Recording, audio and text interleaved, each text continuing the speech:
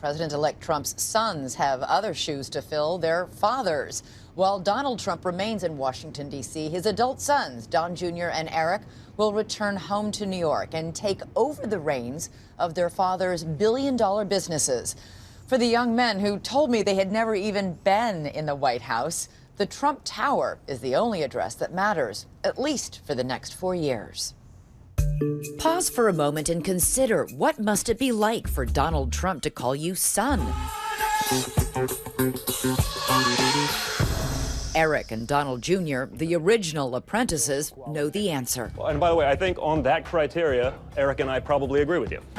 He was always kind of a father and a mentor and a boss. I sat down with Eric and his wife Lara and Don Jr. earlier this week to talk about growing up Trump. We'd run in to give him a kiss before we went to school in the morning, and he'd look at us as 5 years old, 6 years old. He'd always look at us, no drinking, no drugs, no smoking.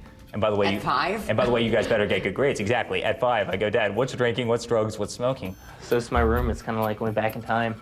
Frozen in time. Showing off their childhood bedrooms, the two princes of the Trump empire told Barbara Walters in 2004 that they grew up with priceless Manhattan views. The cabs, they always look like micro machines. They're just so small from up here. It's just a blast of nostalgia. But it wasn't always limos and bespoke suits.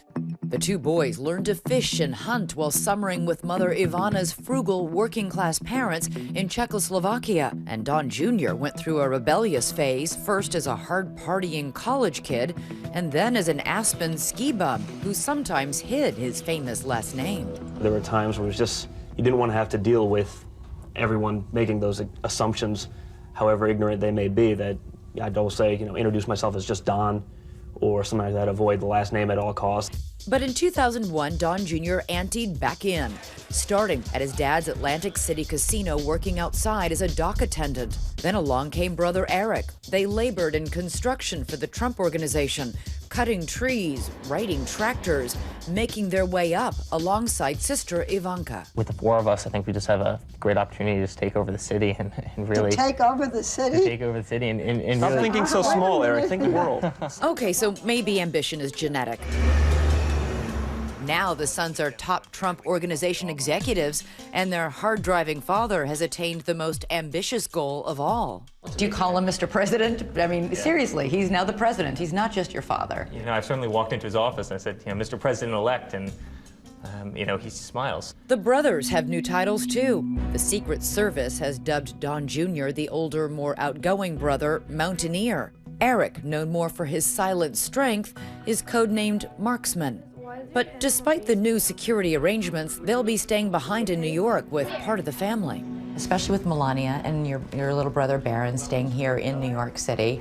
Will your dad actually move into the White House? How much time will he spend there? Oh, he'll be there. I mean, I think... But what, 50-50? No, I'd say virtually all of his time will be there. Certainly all of his working time will be there. Mm-hmm. He doesn't do anything halfway. Was any part of you jealous of your sister that she gets to go to D.C. and play more of a role in the policy? Listen, there is an element of it. I mean, I think anyone would want to probably be able to do that.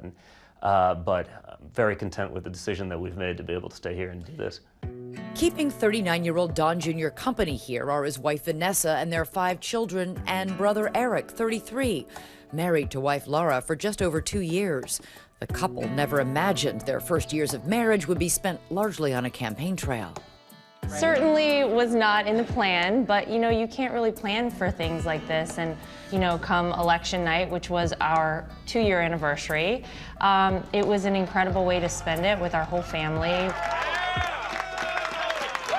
Just last week, the boys were by their father's side again as the president-elect announced his plan to end conflict of interest criticism by turning his massive business holdings over to them.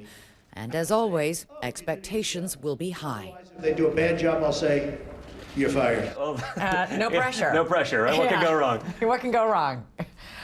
Seriously, though, how is this going to work? You're never going to speak to your dad about business. You've been intimately involved with him in business for years. We have, but we've also learned from under him. I've been there 16 years now. I mean, we understand how this business works. You're in his office, each other's office, 7 times a day.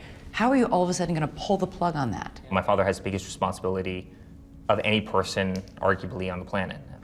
His focus is going to be running this country, and my focus is going to be running a great company. And you'll never discuss this, like over a family dinner, nothing? Like, do you say, Dad, you can't even ask me how it's going? Yeah, listen, I think it's important to keep separation of church and state. There's been a huge outcry among some ethics experts that it will not remove the suspicion that your father is profiting from the office of the presidency, that he needs to fully divest the company. Well, it's interesting that you use the word suspicion, because that's all it is. We've taken extraordinary measures to make sure that the two are separate and distinct. Why not just divest and silence the critics once and for all? When you think about a multi-billion-dollar company, it would take years to do it, right? Half the buyers, if you're going to try to maximize value, which obviously makes sense, would be from other countries. Then there'd beg the question of, well, is that person paying a premium to later curry favor with you? There's no win on this. One of the other things your father infamously said on the campaign trail was that he was going to become so presidential, he would be boring. When is that going to happen exactly? I don't know. You have to ask him that question. But it's amazing. I mean, he rewrote the rules of politics in this country and around the world. And he's still rewriting them, often on Twitter. But along with rewriting the rules, many have said he has also frequently crossed the line. When you're tweeting out things like liar, loser, sleazebag, is that the way a president of the United States should be talking? Sometimes he's right. No, That doesn't mean he should say it. I see how bad the media can be. I see how deceptive they can be. And if he can get his message directly to the source by cutting out the middleman, I think that's a great thing. Words matter.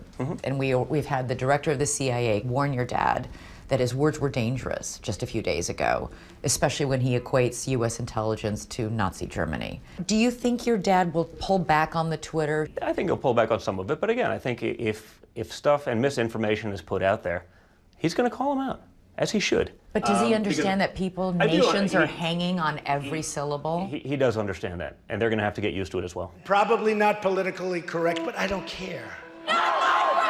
So tell me what it is that people out there, especially millions of people who might not like your dad, what don't they know about your dad and father-in-law? Well, first of all, he's got a heart of gold. He was the greatest father in the world to Don, Ivanka, and I. Are you gonna fight? To all those people out there, even the ones that are out protesting in the streets, the ones that will be protesting on Inauguration Day, I think once they see that he really cares about this country, when they have a little more money in their pockets, when they feel like their children have a better outlook on life, they have a little better education, and they have real hope for the future, I think those people may not tell anyone, but they're going to vote for him for a second term.